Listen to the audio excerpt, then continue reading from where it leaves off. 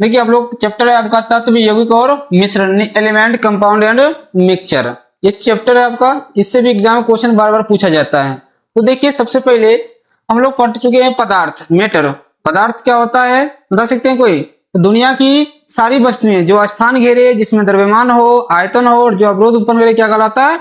पदार्थ कहलाता है। पदार्थ के हम पढ़ चुके हैं भौतिक रूप से कितने प्रकार के होते हैं? तीन, यानी भौतिक अवस्थाएं कितने हैं? तीन, ठोस, द्रव और गैस। लेकिन आज हम क्या पढ़ने वाले हैं? रासायनिक आधार पर, यानी रासायनिक संरचना के आधार पर पदार्थ कितने प्रकार के होते हैं? तीन। रासायनिक संरचना के आधार पर, रासायनिक संरचना के आधार पर पदार्थ कितने वर्गों में बांटा गया है? तीन वर्गों में। कितने वर्गों में बांटा गया है? तीन वर्गों में बांटा गया पदार्थ को। कौन कौन है आपका? तत्व है, यौगिक है और कौन सा है आपका? मिश्रण है। रासायनिक संरचना के आधार पर पदार्थ कितने वर्गों में बांटे हम लोग? तीन वर्गों में, तत्व, यौगिक और मिश्रण। अब लोग ये पिछले क्लास में ऐसा पढ़े थे, पता होगा। तत्व क्या होता है तो कहेंगे तत्व वह शुद्ध और सरलतम द्रव्य है जिसे किसी भी विधि द्वारा विभाजित नहीं किया जा सकता। तत्व वह शुद्ध और सरलतम द्रव्य है जिसे किसी भी विधि द्वारा विभाजित नहीं किया जा सकता है। क्या कह सकते हैं तत्व की परिभाषा? तत्व वह शुद्ध और सरलतम द्रव्य है, शुद्ध और सरलतम द्रव्य है जिसे किसी भी विधि द्वारा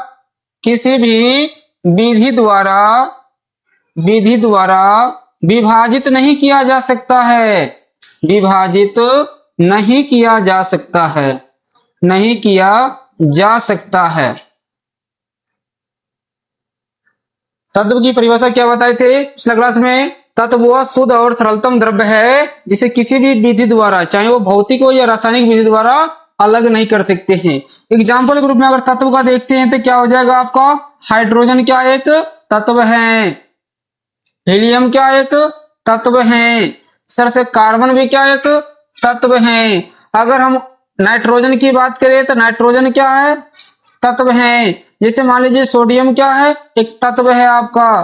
कैल्शियम क्या है? एक तत्व है। ईटीसी, क्योंकि तत्वों की कुल संख्या पूछेगा कितना है बता सकते हैं हम लोग? तत्वों की कुल संख्या 118 है। तत्वों की कुल संख्या कितना है? 118 है। तत्वों की कुल संख्या कितना है? 118 है। तत्व का अगर गुण पूछेगा, विशेषता क्या है, तत्व का गुण क्या है, तो क्या बोल सकते हैं तत्व का गुण? तो तत्व क्या होते हैं? एक ही परमाणु का बना होता है। तत्व क्या होता है? एक ही परमाणुओं का बना होता है। तत्व एक परमाणु का बना होता है, बना होता है। तत्व क्या होता है? एक परमाणु का बना होता है। दूसरा क्या गुण बता सकते हैं तत्व के बारे में? कहेंगे अन्य तत्वों के गुणों से भिन्न। क्या होता है? किसी तत्व के कुछ विशिष्ट गुण होते हैं, अन्य तत्वों के गुणों से भिन्न, अन्य तत्वों के गुणों से भिन्न किसी तत्व के विशिष्ट गुण होते हैं। किसी तत्व के क्या होते हैं? विशिष्ट गुण होते हैं। ये क्या था आपका? तत्व का गुण था। आज हम पढ़ने वाले क्या है विस्तार से? यौगिक। क्या पढ़ेंगे? यौगिक पढ़ेंगे। तो चलिए हम स्टार्ट कर रहे हैं आज हम लोग यौगिक यानी कंपाउंड। तो देखिए यौगिक किसे कहते हैं यानी कंपाउंड किसे कहते हैं? जब दो या दो से अधिक पदार्थों को एक निश्चित अनुपात में मिलाया जाता है तो क्या बन जाता है? यौगिक बनता है। दो या दो से अधिक पदार्थों को एक निश्चित पदार्थ अनुपात में मिलाने से क्या बनता है? यौगिक बनता है। क्या परिभाषा देंगे? दो या दो से अधिक पदार्थों को एक निश्चित अनुपात में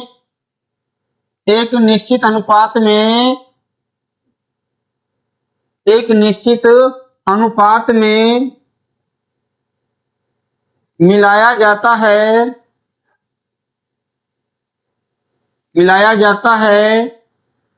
तब यौगिक का निर्माण होता है। क्या होता है? तब यौगिक का निर्माण होता है। यौगिक का क्या होता है? निर्माण होता है। दो या दो से अधिक पदार्थों को एक निश्चित अनुपात में मिलाया जाता है तब क्या होता है? यौगिक का निर्माण होता है। किसका निर्माण होता है? यौगिक का निर्माण होता है। एग्जाम्पल के रूप में अगर देखा जाए, जैसे मान लीजिए जल का निर्माण कैसे हुआ है? जल का निर्माण कैसे हुआ है बता सकते हैं? जल भी एक यौगिक है। इसका निर्माण कैसे हुआ है पता है?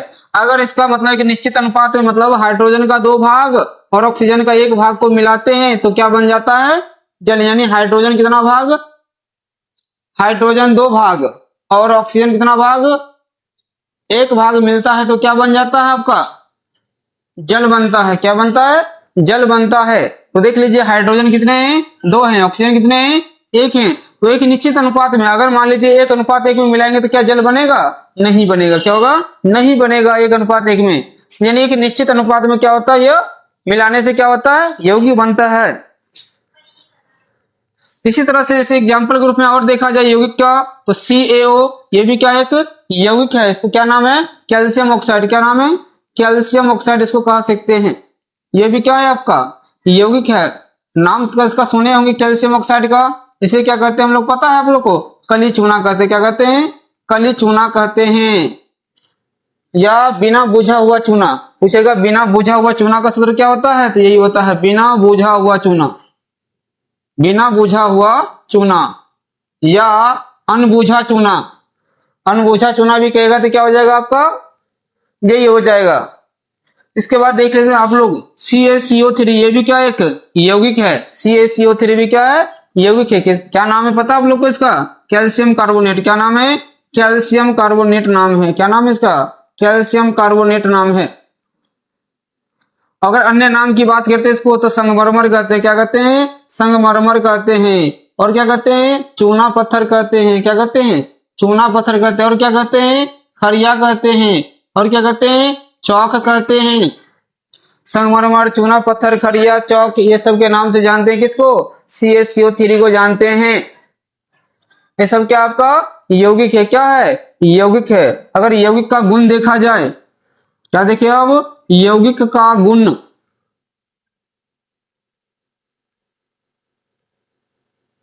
तो देखिए यौगिक का गुण क्या होता है बता सकते हैं आप लोग? तो जो भी यौगिक के जो अपव्ययी तत्व है उसे भौतिक विधि से अलग नहीं कर सकते हैं। यौगिक के अवयवी तत्वों को भौतिक विधि से अलग नहीं किया जा सकता है। भौतिक विधि से अलग नहीं किया जा सकता है। नहीं किया जा सकता है। यौगिक के अवयवी तत्वों को क्या कर सकते हैं हम लोग? भौतिक विधि से अलग नहीं कर सकते हैं। जैसे मान लीजिए अगर H2O ही ले लेते हैं, क्या उसको अलग कर सकते हैं हम लोग? नहीं कर सकते हैं भौतिक विधि से। हाँ, रासायनिक विधि से अलग हो सकता है, अलग बात है, लेकिन भौतिक विधि से नहीं कर सकते हैं। दूसरा देख लीजिए, यौगिक के गुण जो होते हैं, यौगिक के जो गुण होते हैं आपका, उसके अवयवी तत्वों के गुणों से भिन्न होता है। उसके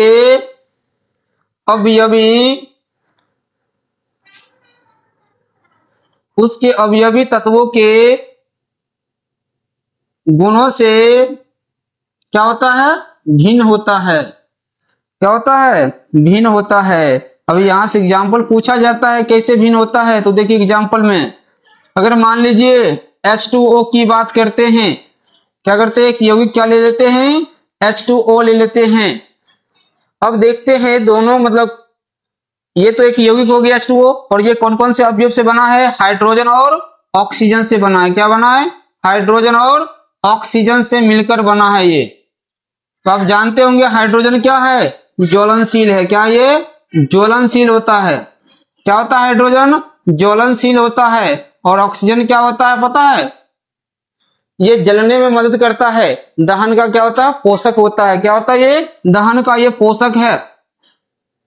ये दहन का पोषक है जो जलने में क्या करता है, मदद करता है। लेकिन अगर दोनों को मिलाते तो बन जाता है क्या, जल। तो जल का उपयोग क्या होता है, आग बुझाने में करते हैं, यानी क्या होता है ये अज्वलनशील हो जाता है। क्या होता है ये अज्वलनशील हो जाता है। क्या होता है ये अज्वलनशील हो जाता है। कौन, H2O। तो देख लीजिए दोनों का गुण अलग अलग है या नहीं है, यानी क्या होता है ये ज्वलनशील होता है, हाइड्रोजन जलता है, और ये क्या होता है दहन का पोषक होता है, मतलब दहन को जलने में मदद करता है, यानी कोई भी पदार्थ को जलने में क्या करता है, मदद करता है। लेकिन क्या है H2O क्या होता है, अज्वलनशील होता है, मतलब बुझाने का काम करता है। आग लग गया तो उसको बुझाने का काम करेगा। देख लो गुण अलग अलग है कि नहीं।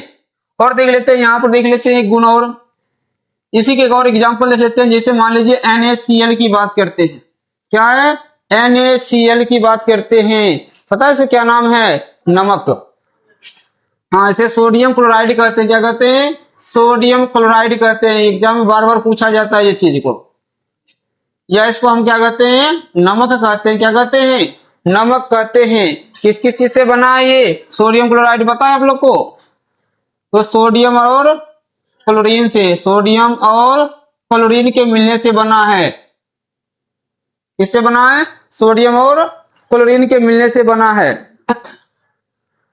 तो आपको पता होगा सोडियम क्या है आपका, ये धातु है। क्या है, एक धातु है। किस रूप में पाया जाता है, ठोस रूप में पाया जाता है। क्लोरीन क्या है, अधातु है। किस रूप में पाया जाता है, गैस रूप में पाया जाता है। सोडियम क्या आपका धातु है, क्लोरीन क्या है, अधातु है। तो देखिए NaCl का गुण जो है दोनों से भिन्न है। क्यों भिन्न है, तो और आगे हम देखते हैं। सोडियम क्या होता है आपको पता है, अति क्रियाशील धातु है। सोडियम क्या आपका अति क्रियाशील धातु है। सोडियम क्या है, अति क्रियाशील धातु है। क्या है, अति क्रियाशील धातु है। और क्लोरीन जो है तीखी गंध वाली, क्या है, तीखी गंध वाली अधातु है। तीखी गंध वाली क्या है, अधातु है। अगर हम इन दोनों को अलग अलग अगर हम खाते हैं तो दोनों जहरीला होता है। क्या होता है, दोनों जहरीला होता है। ये सोडियम और क्लोरीन दोनों क्या होता है, जहरीला होता है। अगर अलग अलग दोनों को खाते हैं तो क्या हो सकते हैं, मर सकते हैं। क्या हो जाएंगे, मर जाएंगे। लेकिन दोनों को मिलाते हैं तो क्या बन जाता है, नमक। खाते हैं तो फायदा है। यानी देख लो गुण अलग अलग है कि नहीं। यही कह रहा है कि यानी यौगिक के गुण उसके अवयवी तत्वों के गुणों से क्या होता है, भिन्न होता है। 2 नंबर। अब नेक्स्ट गुण देखते हैं यौगिक का। देखो तीसरा गुण क्या है आपका, यौगिक का तीसरा गुण क्या है आपका, यानी यौगिक में कह सकते हैं उसके अवयवी तत्व जो होते हैं भार के विचार से एक निश्चित अनुपात में रहते हैं। यौगिक में उसके अवयवी तत्व, उसके अवयवी तत्व भार के विचार से